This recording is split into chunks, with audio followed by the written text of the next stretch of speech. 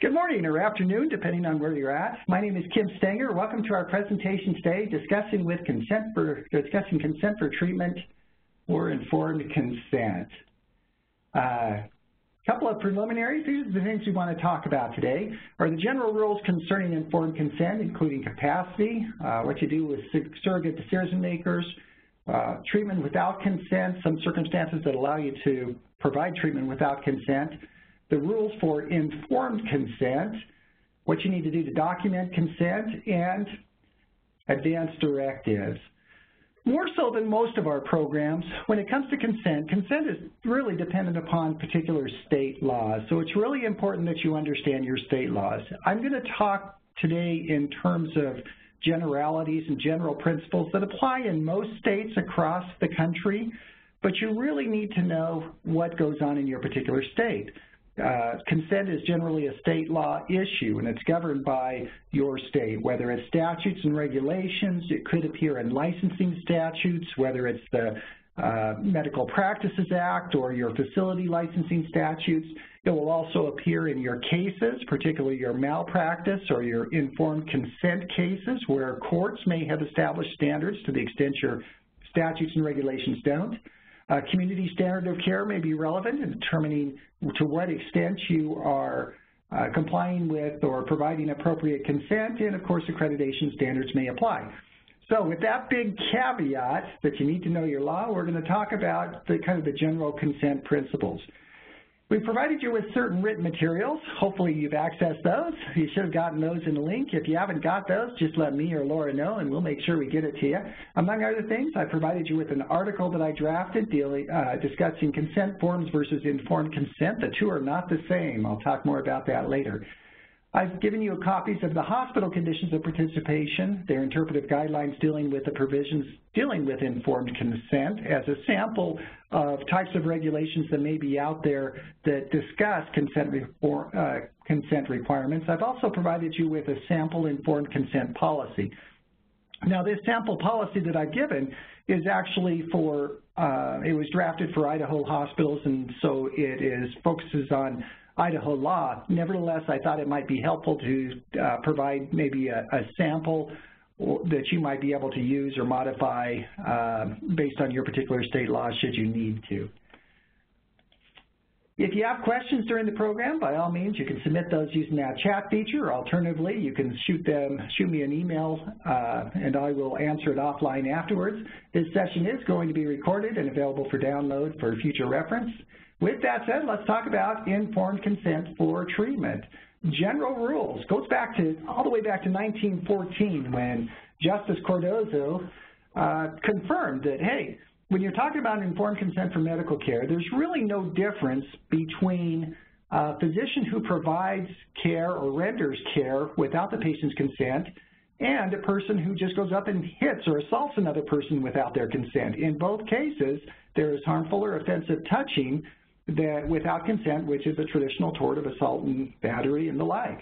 So if you provide treatment without effective informed consent, then you could be sued for any number of tort theories as well as suffering a bunch of other penalties.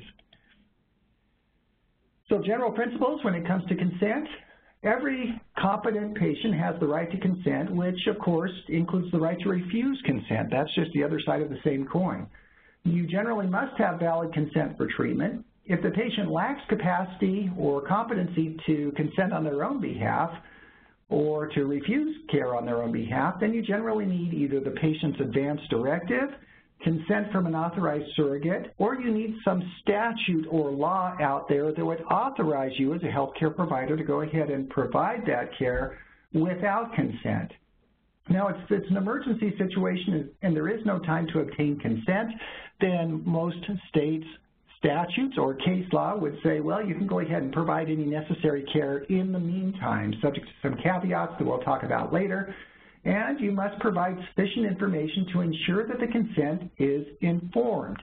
It's not enough just to get consent. You need to make sure that that consent is informed in order to be effective. Well, what are the consent requirements? Those consent requirements, as I mentioned earlier, they could be found in common law, which are just simply your cases. You may have court cases from your particular state that talk about what are the standards for consent, what must be given in order to have effective consent, who must provide the consent, and so forth. It may be set forth in statutes. For example, here in Idaho, where I happen to reside, we've got a specific statute, Idaho Code 39-4501 et sec, that specifies the requirements for informed consent. Other states like Utah, Wyoming, some of the other states, they'll have particular statutes also. It could appear in your licensing regulations, including your Medical Practices Act, which may not specify the requirements for informed consent, but as a general principle requires practitioners to have informed consent before they provide care. It is found in the Medicaid conditions of participation, at least for hospitals, dealing with facility standards and also patient rights. And it could also be found in accreditation standards. The key there, again, is make sure that you're aware of your state law when it comes to consent. Well, what happens if you fail to get effective informed consent? Well, the bad news is you can be liable for, as I mentioned, any number of torts. You could be liable for malpractice, battery, false imprisonment. If you put somebody under anesthetic or you strap somebody down without their informed consent, hey, that's false imprisonment. In some states, they'll actually recognize a separate tort of lack of informed consent. That's important because you don't necessarily need to establish damages. You can get hit up for lack of informed consent even though the patient hasn't suffered any damage.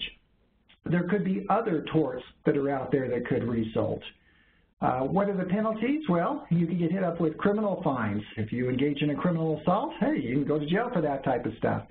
You can get hit up with civil damages in a private lawsuit or adverse licensure action. If you're a physician, provide care without effective consent, then the patient can come after you for adverse licensure actions, or the board can come after you for adverse licensure actions. The key there is informed consent is generally a defense to a tort action. So it's important for you to have informed consent in order to be protected for those types of tort claims. Now, none of you would knowingly strap down a person against their wishes and just provide care that they might not want, but lack of informed consent can arise in different fact situations. For example, it may arise in a situation where you treat a patient who lacks capacity or competency to consent their own care. So maybe there was consent obtained, but the person who gave you consent doesn't have capacity. That consent's not effective.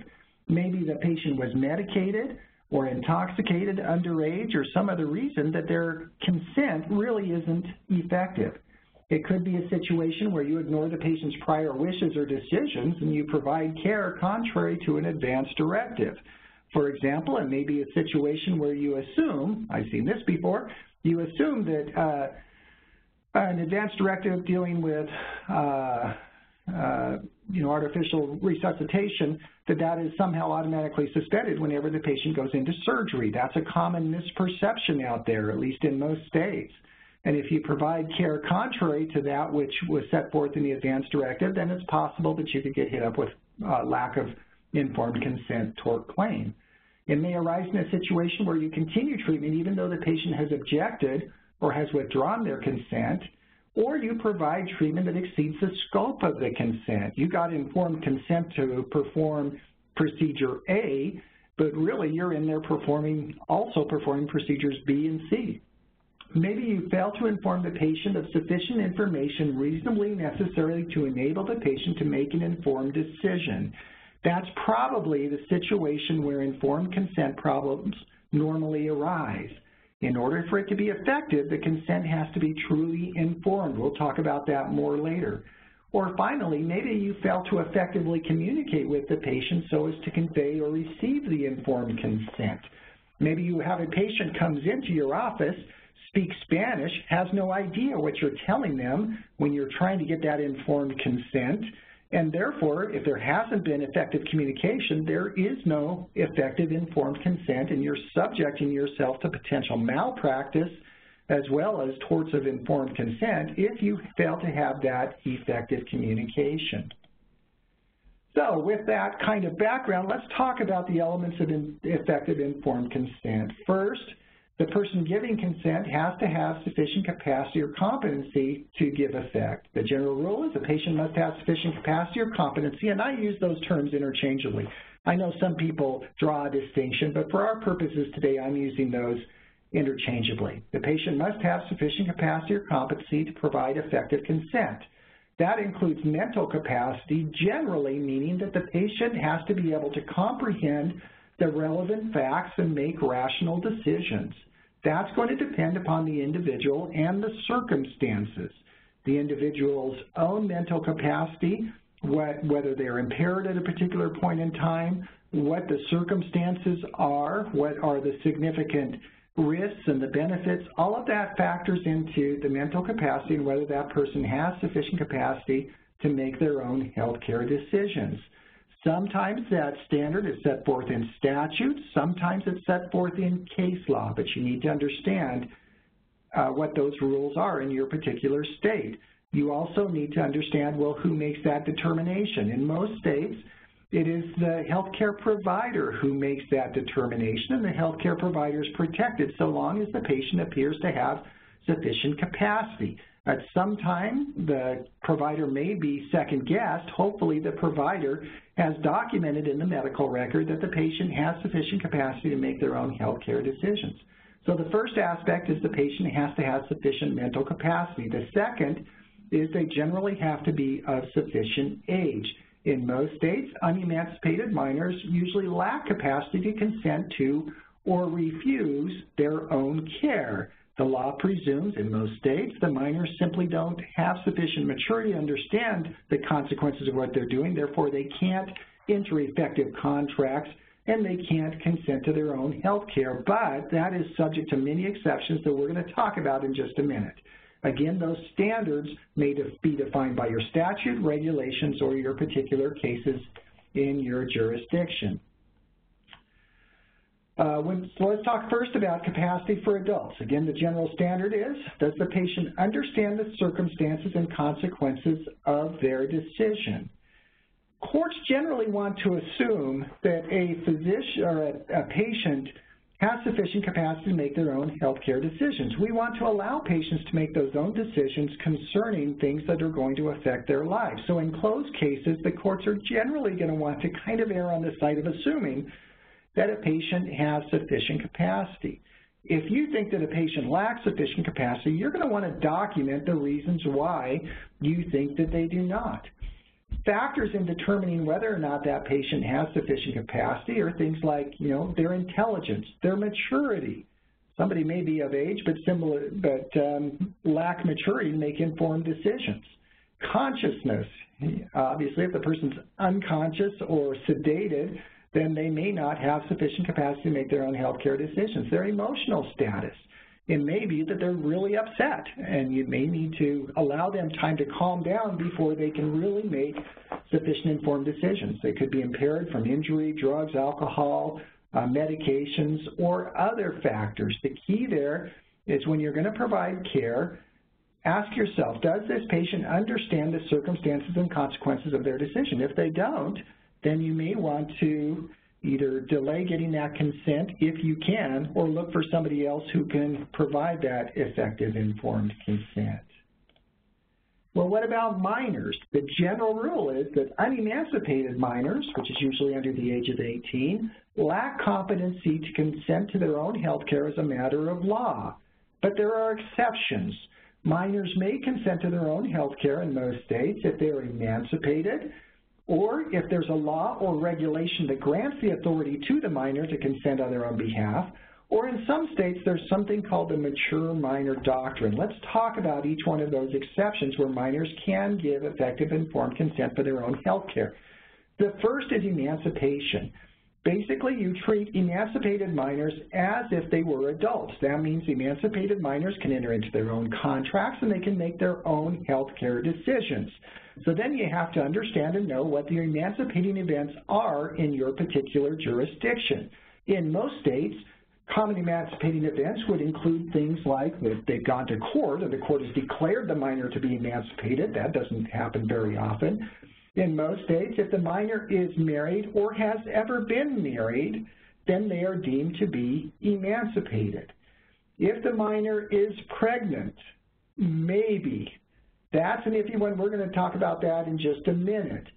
If the Army's or the patient's in the armed forces, meaning the active military, not necessarily ROTC, if they're in the active armed forces, then generally they're deemed to be emancipated in most states, or in some states they've recognized situations where the minor is basically living on their own, they're self-sufficient, they've rejected the parent-child relationship, there are no parents around, and that minor is otherwise sufficiently mature to understand and appreciate the consequences of what they're doing. Courts in those situations have allowed minors to consent to their own health care. Why? Because it's in the minor's best interest. If the parent's not around, the minor is self-sufficient. If the minor were not allowed to contract in those situations, then it would not benefit the minor. So in those situations, some courts have held that if the minor is truly living on their own, self-sufficient, then they are emancipated for purposes of state law, including informed consent.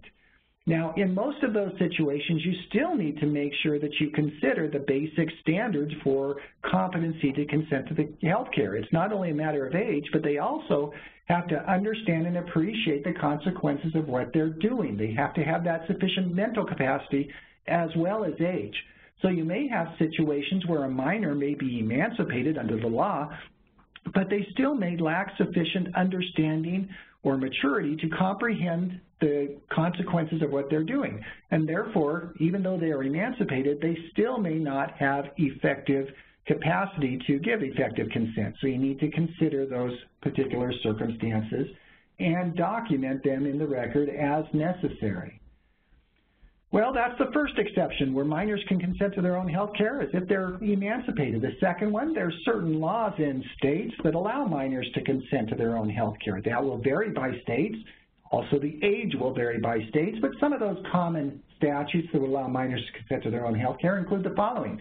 Under the EMTALA emergency, or the EMTALA interpretive guidelines that are issued by CMS, the government has said that minors have the capacity to consent to the initiation of their emergency medical screening exam and stabilizing treatment. So at least to initiate it, minors show up at your emergency room. You can go ahead and rely on the minors to consent to go ahead and initiate that emergency medical screening exam and stabilizing treatment, but they only talk in terms of initiating that. Presumably, you go ahead and initiate that, but if the minor, there's not another state statute that allows the minor to consent, you would provide that care while you search for the parents or other authorized surrogate decision maker to take care of the minor after that initial emergency situation.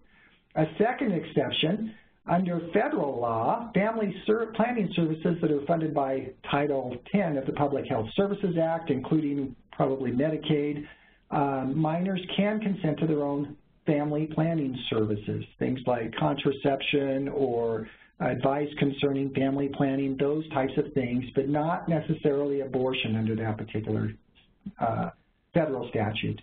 Most state statutes will allow minors to consent to their own health care for purposes of contraceptives or those types of things. But you need to be aware of your particular state requirements. For example, in Idaho, Idaho will allow minors to consent for contraceptives and those types of things so long as the healthcare provider has determined that that minor has sufficient capacity and maturity to understand and appreciate the consequences of their decisions. I think almost all states that I'm aware of have provisions that allow minors to seek care and treatment and consent on their own behalf for certain communicable diseases, including sexually transmitted diseases.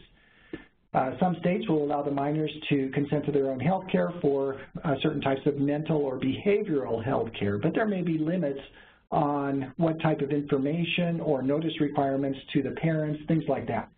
A lot of states will have laws that will allow minors to consent to their own health care for certain types of substance abuse. There may be others in your particular state. Bottom line is, again, know the requirements for your state, both what are the circumstances that allow the minor to consent, what provisions go along with that, what are the conditions, how old the minor must be, when you can and cannot notify the parents concerning that type of care, those types of things. The third exception is what's called the mature minor doctrine. And the mature minor doctrine basically just goes back to the whole principle, look, there's no magic about that 18th birthday. It's not like the kid goes to bed at 17 years of age and 364 days and the wisdom fairy comes by and taps them in the middle of the night and suddenly they wake up all wise. The mature minor doctrine says, look, maturity is it's a sliding scale there, and if the minor has sufficient maturity to make their own health care decisions, then you ought to allow them to make their own health care decisions. If challenged, I think in most states, on a federal level, at least on a federal level, that the constitutional right of privacy probably grants individuals with sufficient capacity the fundamental right to make certain decisions about themselves or particularly their offspring, especially in matters of reproductive rights. For example, in the Carey v. Population Services International case, the Supreme Court said that, hey, there is this fundamental constitutional right of privacy that everybody has, not just adults, but everybody, including minors. And under that constitutional right of privacy, that individuals, including minors, that they have a fundamental right to make certain types of health care decisions. Now, we don't know the parameters of that, what the extent of that is. It probably extends to reproductive rights, but we don't know how far it extends beyond that. The bottom line is you need to be aware of what the laws are in your particular state. If pushed in your particular state, I think probably the government would come in or the court would conclude that that federal constitutional right would apply, but we don't know exactly what the parameters of that are. Bottom line is be careful. If you're going to allow the minor to consent to their own health care and rely on that mature minor doctrine, well, there are risks associated with that. Some of the risk of allowing a minor to consent to their own health care, absent an express statute or case allowing it, well, it could expose you to a lawsuit by the parents or others if the court were to ultimately conclude that that minor lacked capacity. In that situation, you provided care without effective consent, and you could be sued for malpractice, lack of informed consent, or the like. In addition, if that minor lacks capacity to make their own health care decisions, they also lack capacity to enter into an effective contract, and you may have a hard time getting paid for those costs. Even if you ultimately win at the suit, you still are going to have the litigation costs in the process. So there are risks associated. In addition, you may limit your ability to obtain payment because under HIPAA, generally, the personal representative of the patient is entitled to information about the patient, but personal representative is defined as the person with the authority to make health care decisions for the patient. That means that if you're relying on the patient to give effective consent, that patient doesn't have a personal representative. The parents aren't the personal representative, which means that you generally can't disclose information to the parents or others who may otherwise be the payer source. There are limitations that would allow you to make disclosures under HIPAA for purposes of payment, but those aren't really defined in these situations. The bottom line is, if you're going to allow that minor to consent to their own health care, you may limit your ability to be able to make disclosures to the parents or others, and it may limit your ability to effectively obtain payment. Just remember this, if you're going to rely on that mature minor doctrine, you pick up one end of the stick, you pick up the other. You may want to allow the minor to consent to their own health care, but if you do, then that means that there are other consequences, including that's going to give the minor the right to control their health information, which may or may not be in your interest or the patient's interest. All right, well, what happens if the adult or minor lacks sufficient capacity to make their own health care decisions? The general rule in those situations, well, then we need to look for somebody else who does have sufficient authority to go ahead and make decisions on behalf of that incompetent patient. Who are those? Well, those are generally defined in statutes or sometimes in cases. A common hierarchy would be as follows. For example, if the patient lacks capacity, then you would look to the authorized surrogate decision maker. Usually that would be a court-appointed guardian, not necessarily just somebody who calls themselves a guardian, but if the person's actually gone to court, been appointed by the guardian, and that guardianship grants them the authority to make health care decisions, then they have the authority to make health care decisions. It may be, if there's no guardian, that there's a holder of a durable power of attorney. A durable power of attorney is an advanced directive where the patient has said, hey, if I become incompetent, I authorize this other person to make health care decisions for me. So if that patient becomes incompetent, you can rely on the decisions of that holder of the durable power of attorney so long as those decisions are consistent with the patient's prior expressed wishes. If there's no holder of a durable power of attorney, you would generally look to a spouse. If there's no spouse, you would probably look to adult children. If there's no adult children, you'd probably look to a parent. If there's no parent, then you'd look to other appropriate family members. It could be an adult sibling, maybe a grandparent, somebody else. The key there is you need to understand what your particular state law requires, what the conditions are, who may authorize that consent, and then follow it appropriately.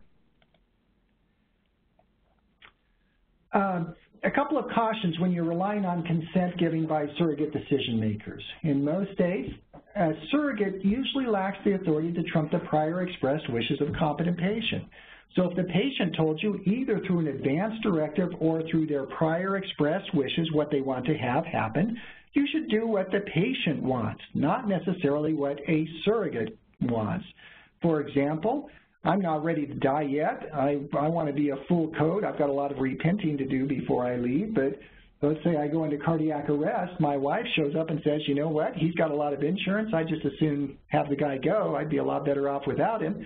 She generally cannot trump my prior expressed wishes, subject to certain limitations, but make sure you understand what those limitations are in your particular state. In addition, some surrogates may have more authority than others. For example, a legal guardian who's appointed by the court as the guardian probably has more rights than a parent. A spouse may have more rights than a parent. Make sure you understand how that hierarchy works in your particular state. Also, remember that a surrogate themselves generally must have sufficient capacity to make their own health care decisions before they can make health care decisions for another. It wouldn't make much sense if you allowed a surrogate who lacked capacity to make their own health care decisions to also make health care decisions for somebody else. So make sure that that surrogate has themselves sufficient capacity to make their own health care decisions.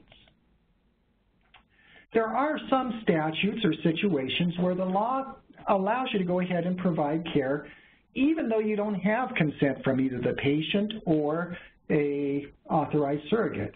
Most importantly, if it's an emergency situation, most states have statutes or common law provisions that would allow an emergency healthcare provider to render appropriate emergency care when there's no time to obtain effective informed consent from an authorized representative. So the patient shows up at the ED, there's no time to find somebody else to give effective consent, the patient's otherwise incompetent. The presumption is, hey, you go ahead and provide the care that's necessary while you look for somebody to give effective informed consent.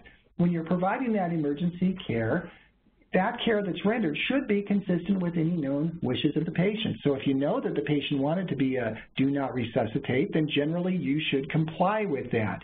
Now, this doesn't require you to necessarily go out and search for those advance directives and the like. It only generally, this standard really only requires you, or generally only requires you to provide effective or provide the treatment if you consistent with the known wishes of the patient. If you don't know about those, then you're not going to be held to that. You should seek consent from the patient or the authorized surrogate as soon as possible. So this emergency exception really only applies while it's an emergency. Once that emergency is resolved, then you should be getting consent from the patient or the authorized surrogate to provide any follow-up care or additional care. Make sure that you document, if you're going to rely on this, that there truly was an emergent condition that required immediate action before you could obtain informed consent. You should also document your efforts to obtain appropriate informed consent. So if you're ever challenged, you can show or explain to the jury, look, we did the best we could under the particular circumstances. Some statutes will allow treatment without consent for other situations. Most notably, I think all states have mental hold statutes. If, for example, a patient shows up at an emergency department, that patient is gravely disabled, not able to consent to their own health care, but if we release the patient out into the public, that patient could harm themselves or somebody else. You haven't got time or can't find anybody else who can give effective informed consent. Most states would allow the hospital or treating providers to initiate a mental hold where they can hold that patient against their will. Usually there's a process involved with that they can hold them long enough to contact either law enforcement or contact Health and Welfare so that they can send over somebody who can do an appropriate examination and initiate proceedings to perhaps commit the patient to a psychiatric facility or otherwise authorize care contrary or over the patient's objections. Make sure you're aware of the requirements for those mental hold statutes. There are generally very specific procedural requirements. The statutes may vary depending upon whether you're talking about mental holds for adults or mental holds for children. I think all states have provisions that will allow treatment of an infant or a minor who's brought into a hospital or other facility for shelter care. For example, if a mother or parent abandons their child, then there's provisions that would allow somebody to take the minor child to a healthcare facility, and the healthcare facility can render appropriate care while proceedings are established to make the child a ward of the state or otherwise.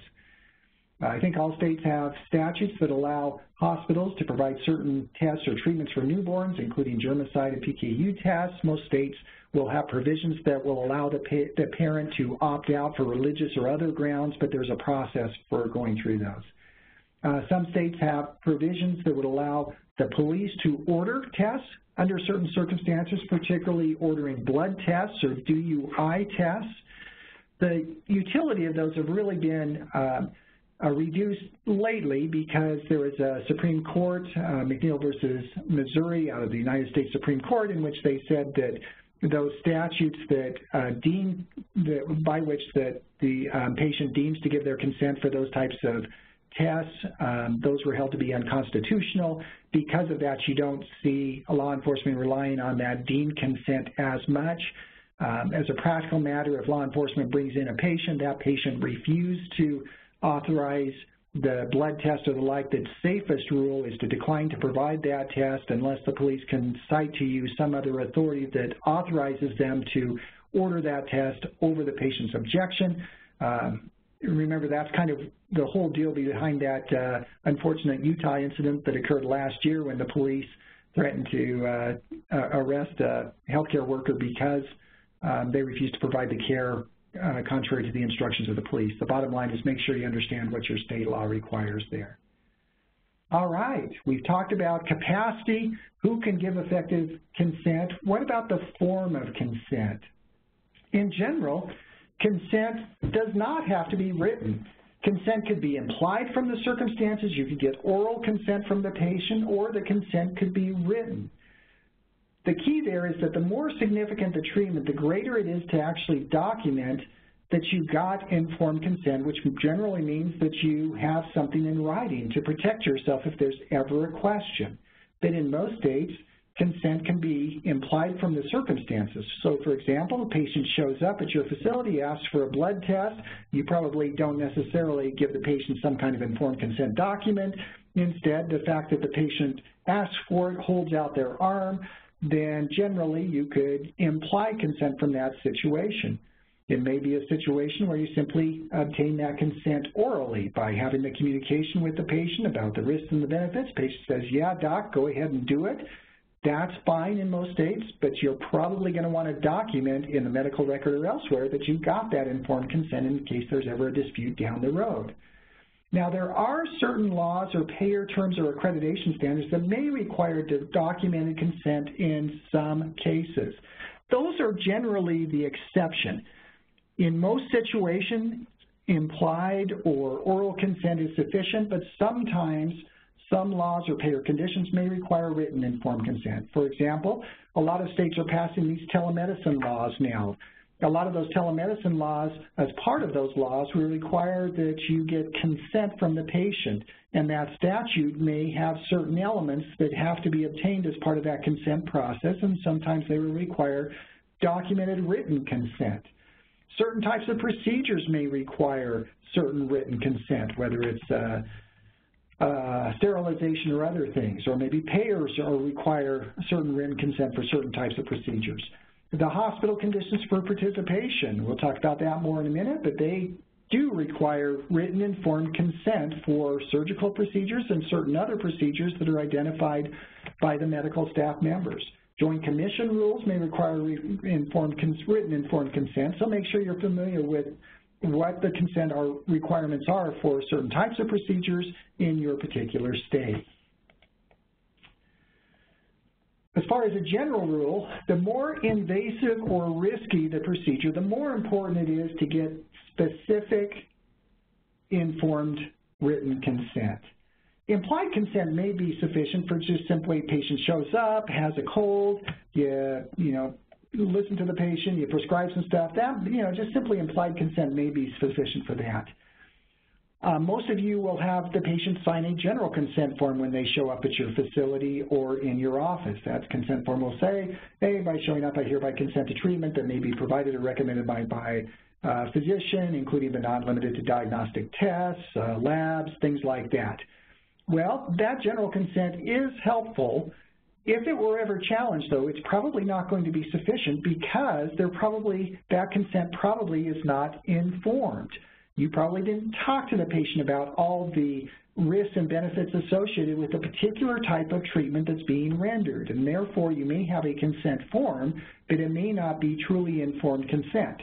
I'm a fan of those general consent forms, but just make sure you're aware of the limitations and you don't unduly rely on those kind of global general consent forms that you get the patient to sign and think that they're good forever. The general rule is that for each procedure you perform, each treatment, you need informed consent. And to be effective, that informed consent has to be specific to that particular procedure. That you can document that specific informed consent in the medical record. That medical record, if you're going to do that, make sure that you document the elements for effective informed consent, including where it's an issue, patient competency, that you had the discussion with the patient, that you talked about the relevant risks and the benefits that the patient understands, and the patient had the opportunity to ask questions.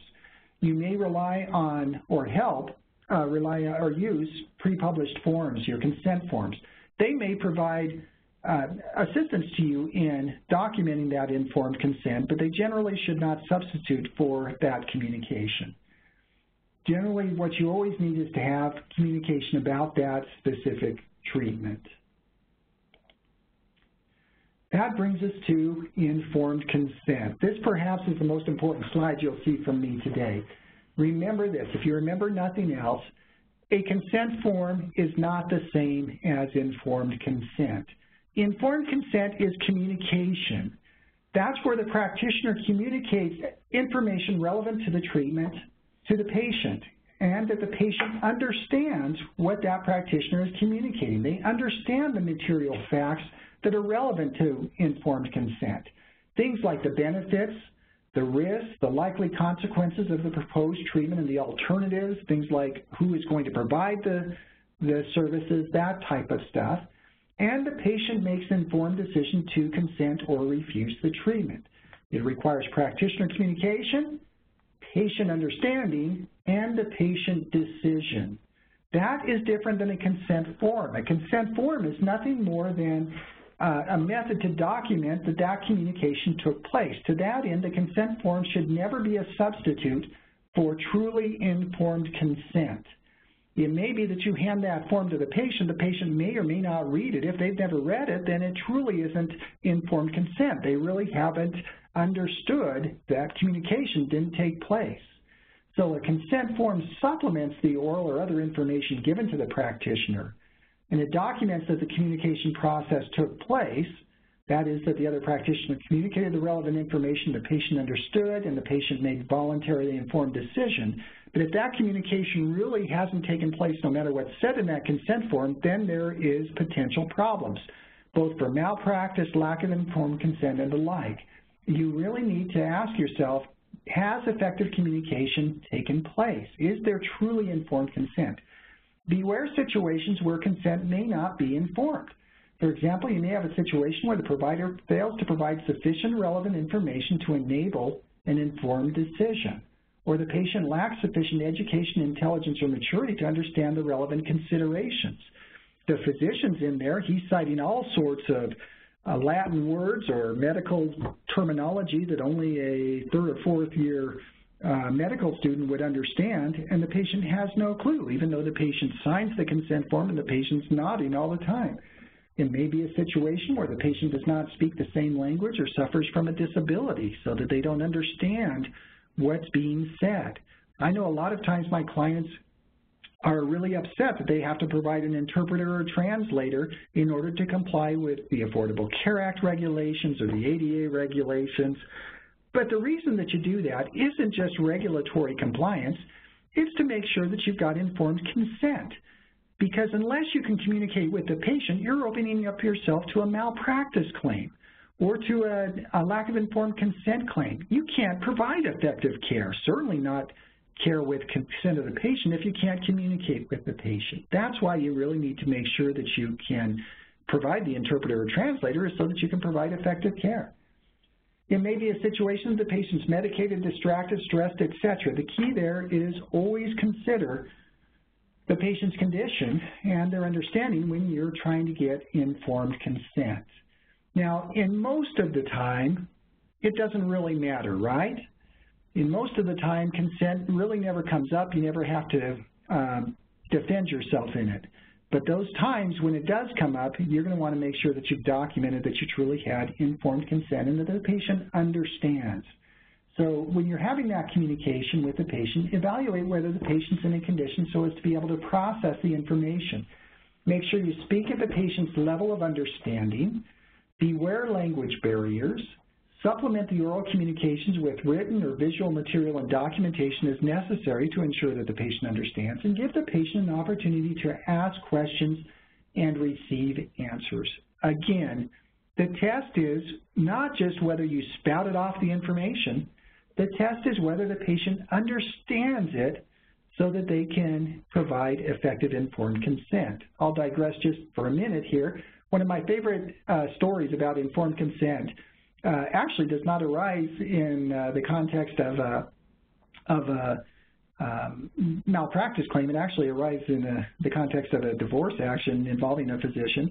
This was a situation where the physician's wife discovered that the physician was apparently having an affair. So the physician's wife sues the physician for battery and the like for having sex with her while he was supposedly while they were married.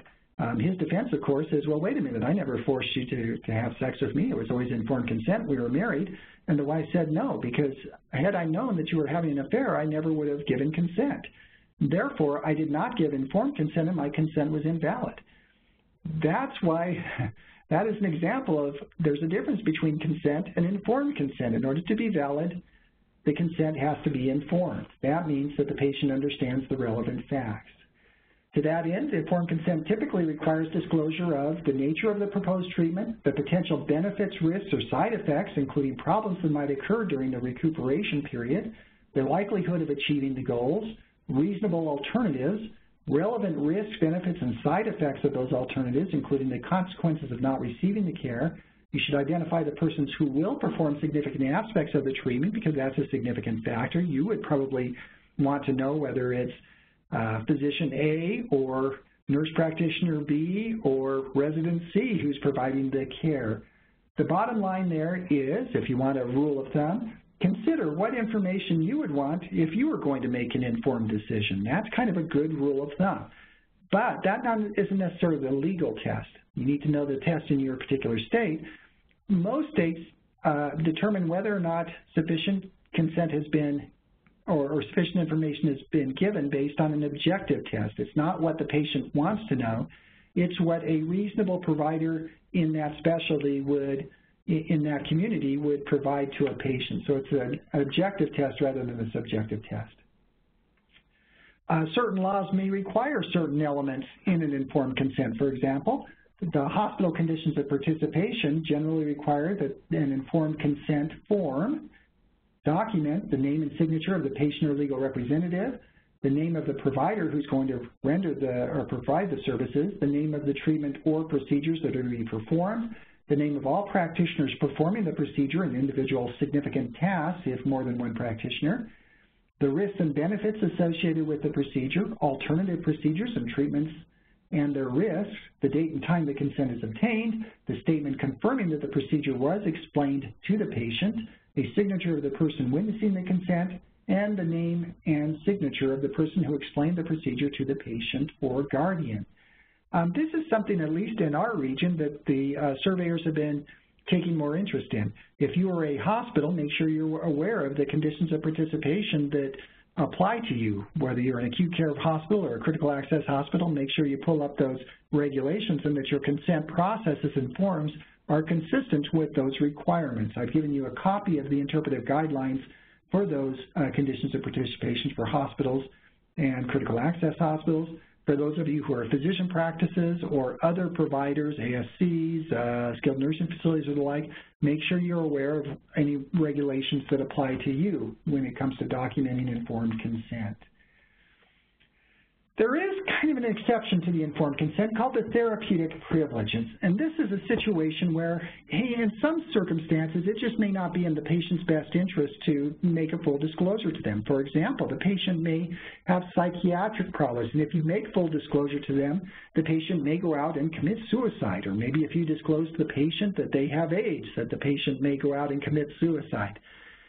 To that end, some jurisdictions recognize what's called the therapeutic privilege, that says that there may be circumstances where you don't have to disclose all the information to the best interest of the patient. That would, by the way, be consistent with HIPAA, which allows a provider to refuse to disclose information to the patient to avoid substantial risk of harm. But HIPAA be as it may, make sure that you're aware of your particular state law, because the general assumption is you got to provide the patient all the information so they can make informed decisions. And if you don't, you may be at risk.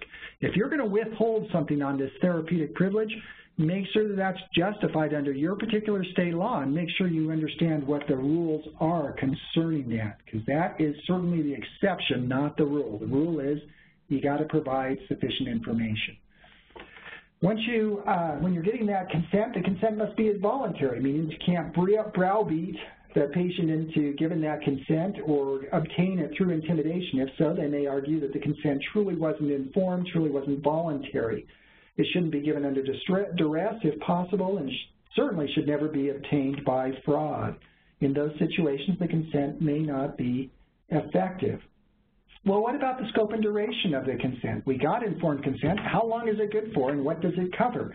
Consent is generally limited to the specific procedure or course of treatment for which the consent was given, and any incidental included procedures. But be very careful about assuming that these additional procedures, these side procedures, are included within the scope of that informed consent. The general rule is, hey, patient only consented to those items you identified and explained, and if there's outside stuff, you need effective informed consent for that stuff. Generally, a new consent should be obtained if there's any kind of change in the circumstances. Basically, anything that would affect the patient's informed consent. If new factors have arisen, new circumstances that you need to explain to the patient so that you can get informed consent so the patient understands, then you need to get more informed consent. So if there's been a significant change in circumstances, if there's been a change in the method of treatment or a change in providers, a significant lapse of time, anything that would warrant additional information needing to be given to the patient so that that patient can truly make informed consent, then you need to make sure you get new informed consent. I get this question sometimes. You know, you have that general consent form. How often do we need to have the patient sign that? Well, you need to have them sign it as often as necessary in order to ensure that you have truly informed consent. The fact that the patient signed a general consent form a year ago probably isn't very probative. It's probably not going to give you much protection now because circumstances are probably changed in that last year. You may be providing completely different care than you provided a year ago, and certainly the patient's condition has probably changed, the providers may have changed, and therefore you need to make sure you get informed consent for whatever it is that you're doing at that particular point in time. Don't get me wrong, I'm still a fan of those general consent forms, you just need to understand their limits. If possible, you should obtain the consent sufficiently in advance to give the patient time to consider and decide on alternatives so that their consent is truly informed and voluntary, not that you pressured them in and they didn't have a choice at the last minute. But you shouldn't get that consent so far in advance that the circumstances might change. If the circumstances might change, then you may have to go in and get a new consent, or at least reaffirm their old consent. So beware old consents because circumstances may have changed in the meantime and the consent may no longer be truly informed. Who is responsible for obtaining the consent? Well, again, you need to check your particular state law, but in general, it is the person under whose order that treatment is being rendered. It's usually the attending physician or whoever it is who's ordering that treatment. They're the ones who went to school, got the license, and have the expertise to answer the patient's questions. It's not necessarily the nurse or the registration person who's tasked with getting the consent form. They don't have sufficient understanding or sufficient experience to probably describe the risks and benefits to the patient or to answer questions from the patient. The treating provider may use those people to help document the consent, but the treating provider better be careful about relying on them to obtain truly informed consent, because they simply may not be qualified to. They may not convey the right information. So be careful about relying on others to obtain consent on your behalf. Anesthesiologists or other hospital-based practices, if they're relying on the hospital to obtain their consent, well, okay, but they better understand the risks that are associated with it, because the hospital forms may not truly identify all the risks and the benefits. There may not have been that communication that's necessary in order to obtain truly informed consent. All right, that's a general overview of the rules concerning consent. Let's talk about refusal of the consent, which is simply the flip side of the right to consent. If you have the right to consent, you also have the right to refuse consent. So the general rule is a competent patient generally has the right to refuse their own treatment, even if it's a stupid decision. If they have sufficient capacity and understand and appreciate the consequences of what they're doing, they have the right to control their own health care decisions, including the right to refuse care. If that's the case, you as the healthcare provider, you're going to want to document that they refused care against your medical advice, if it truly is against the medical advice. In order to protect yourself, you're going to want to document the same types of things that you would document for informed consent, because that refusal is only going to be valid if it was informed refusal, which means that you need to document in the chart the patient's competency, that you explain the risks and the benefits, that you attempted to obtain the patient's informed consent, and presumably you're going to want to document the patient's signature confirming that it was a voluntary decision to forego that.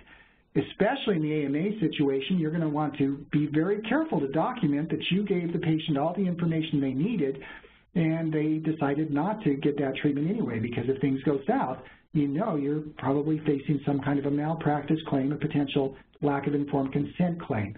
To that end, it's possible in your AMA forms you may want to obtain witnesses to confirm that discussion, to confirm that the patient was competent at the time that the discussion took place and their decision to refuse care was voluntary and informed. Some statutes may require certain elements in an AMA form. For example, under EMTALA, EMTALA says that you don't have to provide care if the patient refuses, but they have certain things that they want to see you documenting in the patient's chart or in some kind of a form that shows that that decision to forego that care was truly informed. Well, what about surrogates? What about if the patient lacks sufficient capacity to make their own health care decisions, including they lack sufficient capacity to refuse care? May a surrogate refuse care on the patient's behalf? Generally, yeah. That's part of that whole thing about the surrogate has the authority to consent to care. They also have the authority to refuse care. So the authorized surrogate generally has the right to refuse treatment for the patient. If the authorized surrogates disagree, if you have a situation where maybe mom and dad, they bring the patient in, the child in, the mom and dad disagree on what kind of care should be written or rendered, if it's a non-emergency, generally I wouldn't get in the middle of them. I'd basically tell them, hey, come back after you've resolved the issue. If it's emergency care, probably you're going to want to go ahead and provide care based on the consent given by the surrogate who authorizes the care, and do it the best that you can under those circumstances. Now, if the authorized surrogate refuses necessary care, that doesn't necessarily authorize you to provide care without appropriate authorization, but you can't necessarily just ignore it either. If the authorized surrogate refuses care, you may want to confirm their authority to do so under your particular state law. In most cases, if they're refusing necessary care and the patient is either a minor or the patient is a vulnerable adult, in those situations you may have an affirmative obligation to report that refusal of necessary care as vulnerable adult or child abuse or neglect. And then the state would step in and presumably take over and authorize you to provide necessary care. In some circumstances, it may be a situation where you want to go ahead and initiate court proceedings in order to get authority to provide care. The key here is be very careful about simply taking upon yourself the right or the authority to provide care when the authorized surrogate has told you no. The general rule is healthcare providers don't have that authority unless that authority is granted to them by the court or by another statute. Generally, those authorized surrogates have the right to make those healthcare decisions. And if you disagree with it, you would have to either go to court or find some other statute that would allow you to go over the refusal of that authorized surrogate. So make sure you're aware of the limits of state law in those situations. Now, in those situations of abuse or neglect, most states generally allow parents or guardians to decline treatment based on religious beliefs. But even in those situations, the court may trump the patient's or, the parent's wishes. In Prince v. Massachusetts, the court made, I think, a compelling statement where they reaffirmed that the right to practice religion freely does not include the right to expose the community or the child to ill health or death. Parents may be free to become martyrs themselves, but it does not follow that they are free to make martyrs of their children before they have reached the age of full and legal discretion when they can make the choice for themselves. So if you have a situation where the parent is refusing potentially necessary care, your remedy generally is to go to the state. You would report child abuse or neglect, let them step in and make those decisions on your behalf. If that doesn't work, then you can petition the court on your own behalf, file some kind of a proceeding. In Idaho, for example, we have an emergency statute that allows you to go directly to the court to get authorization to provide necessary care. Just make sure you know what the rules are in your particular state, and be very careful about just assuming that you have the right to go ahead and provide care when either the patient or the authorized surrogate has said no. By doing so, you may be exposing yourself to liability. So common statutes that limit the surrogate's refusal to consent to care or child abuse or neglect, adult abuse or neglect, protections for developmentally disabled adults. They may have specific statutes that limit a guardian's authority to withdraw care on behalf of the developmentally disabled person. Make sure you're familiar with those. On a federal level, under the federal regulations, the baby doe regulations basically state for infants who suffer serious birth defects and the like, generally the baby doe reg said that under the state law, if the guardians refuse to allow necessary care, that may constitute abuse or neglect, so you'd have to report that and let the state step in and determine whether or not they want to authorize care over the parent's objections. Remember, the refusal of care is different from euthanasia. A patient generally has, or the surrogate generally has the right to refuse necessary care, thereby allowing death by natural means. That's generally allowed, subject to abuse and neglect statutes. That's different than taking affirmative steps to aid in the dying. That's euthanasia, suicide, or assisted suicide. Most states prohibit that. There are, as you know, some states that allow that, but most states don't. So make sure that you don't cross the line between simply allowing the patient to decline care and affirmatively assisting them in ending their own life. All right, advanced directives. General rule is, as part of that, the authority to make healthcare decisions, a competent patient generally has the right to express their wishes through advanced directives. How they want their care to be rendered if the patient is otherwise incompetent or becomes incompetent. That can be through direct instructions by a competent patient. If they're going to tell you that, make sure that you document in the medical records there's no question about what the patient wanted. Or it could be executed through certain formal documents or advanced directives that are allowed by state law. Common advanced directives would include like a living will, a durable power of attorney for health care, physician orders for scope of treatment or post form, do not resuscitate orders, mental health directives, there are others. The bottom line here is know your state law. For example, state law may they may have certain technical requirements that have to be satisfied in order to make those advanced directives valid, that unless, for example, they're witnessed or signed by a certain person, that they're not valid. But make sure you know your state laws. For example, in Idaho, we have requirements for advanced directives, but our state law also says, hey, these aren't the only method of advanced directives. Any authentic expression of a patient's wishes ought to be honored. So even if there's technical non-compliance with a living will or a PULSE form, as long as you can otherwise document the patient's authorized or authentic expression of their wishes, that's what you ought to do. Make sure you understand revocation requirements. When and how can that patient revoke an advance directive? Make sure you understand suspension under certain circumstances. As I mentioned at the outset, some people assume that there's this unwritten rule out there that if a patient has an advance directive that they want to be a do not resuscitate, that somehow that's automatically suspended during surgeries or when the patient goes under anesthesia. That is not the law in most cases, and if you willy-nilly put that in there unilaterally, you may be violating applicable regulations or the patient's rights, so you have to know what your law is in your particular state about those particular circumstances. Make sure you understand your obligation to seek or verify advance directives and the methods for doing that. Under the federal law, the Patient Self-Determination Act, hospitals, nursing facilities, and certain other healthcare providers have an obligation to provide certain information to the patient, advising them of their right to execute advance directives. The patient has a right to have those executed, and those entities have to comply with those advance directives. And you've got an obligation to educate staff and the community regarding those advance directives. So if you are covered by that patient self-determination law or applicable state laws, make sure that you put in place those policies, those procedures to ensure those important patient rights are honored. That is it. That is a brief overview of informed consent, consent for treatment, and the like. If you have questions concerning anything we've talked about today, feel free to submit those using that chat feature. Alternatively, you can shoot me an email and I'll respond offline. This presentation will be recorded in case any of you don't have anything better to do this weekend and want to listen to it again. But we appreciate your assistance as always, your participation. If you have ideas or thoughts for future presentations you would like us to cover, by all means let me know. Otherwise, I hope you have a good week and a good weekend.